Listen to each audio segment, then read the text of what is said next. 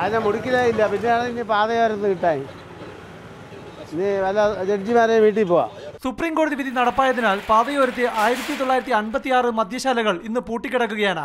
ബിവറേജസിന്റെയും consumer ഫെഡിന്റെയും 207 വിൽപ്പന കേന്ദ്രങ്ങളിൽ ചിലതൊക്കെ പാതയോരത്തിന് 500 മീറ്റർ അകലെയായി മാറ്റി സ്ഥാപിച്ചിരുന്നു. പ്രത്യേകിച്ച് ബോർഡൊന്നും സ്ഥാപിച്ചിട്ടില്ലെങ്കിലും ആവശ്യക്കാർ സ്ഥലം കണ്ടുപിടിച്ച് രാവിലെ മുതൽ ഇവിടങ്ങളിലേക്ക് ഒഴുകി. ഇന്നലെ ഡ്രൈ ഡേ ആയിരുന്നതിനാൽ സ്റ്റോക്കെടുപ്പ് കാരണം അംഗീകൃത വിൽപ്പന കേന്ദ്രങ്ങളിലും ഇന്ന് മദ്യമുണ്ടായിരുന്നില്ല. ഇതോടെ ആവശ്യക്കാർ രോഷം പ്രകടിപ്പിച്ച് വിധി ബാധകമല്ലാത്ത അകലെയുള്ള ഔട്ട്ലെറ്റുകളിലേക്ക് നെട്ടോട്ടമായി. മാഹിയിൽ സാധനം കൊടുക്കുന്നുണ്ടല്ലോ, അത് നിർത്തണം. ആദ്യം സാധനം ഇപ്പോൾ പോയാൽ അവിടെ കിട്ടും. റേഷൻ കടയിൽ പോലും ക്യൂ നിൽക്കത്തില്ല.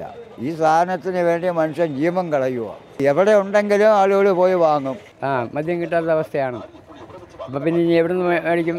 തമിഴ്നാട്ടിൽ പോകേണ്ടി വരും. വിധിയെ തുടർന്ന് മദ്യവിൽപ്പന കേന്ദ്രങ്ങൾ പൂട്ടുന്നത് തൊഴിൽ നഷ്ടപ്പെടുത്തുമെന്ന ആശങ്ക ബിയർ വൈൻ പാർലർ തൊഴിലാളികൾ പങ്കുവച്ചു. ഞങ്ങളുടെ കുടുംബം കഴിയുന്ന ഇതുകൊണ്ട് മാത്രമാണ്. തുറന്നു പ്രവർത്തിക്കണം. വിധി ബാധകമായ പാതയോരത്തെ മദ്യവിൽപ്പന കേന്ദ്രങ്ങളാണ് ഏറെയും. അതിനാൽ തന്നെ ബഹുഭൂരിപക്ഷവും തുടർന്നും അടഞ്ഞു തന്നെ കിടക്കും.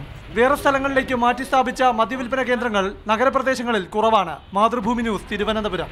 സുപ്രീം കോടതി വിധിപ്രകാരമുള്ള ദൂരപരിധിയിൽ വരുന്ന 2 ബാറുകളും 35 ബിയർ ആൻഡ് വൈൻ പാർലറുകളും 7 വിദേശമദ്യ ചില്ലറ വിൽപ്പനശാലകളും 138 കള്ളുഷാപ്പുകളുമാണ് പൂട്ടിയത്.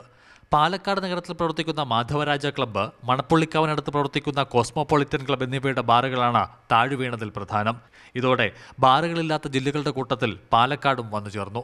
പൂട്ടിയ ബിയർ ആൻഡ് വൈൻ പാർലറുകളിൽ 4 എണ്ണം KTDCയുടേതാണ്. ഈ ഗണത്തിലുള്ള സ്ഥാപനങ്ങളുടെ എണ്ണം ഇതോടെ 12 ചുരുങ്ങി. 148 കള്ളുഷാപ്പുകൾക്ക് പ്രവർത്തനാനുമതി നിഷേധിച്ചതോടെ ഷാപ്പുകളുടെ എണ്ണം 635 മാത്രമായി.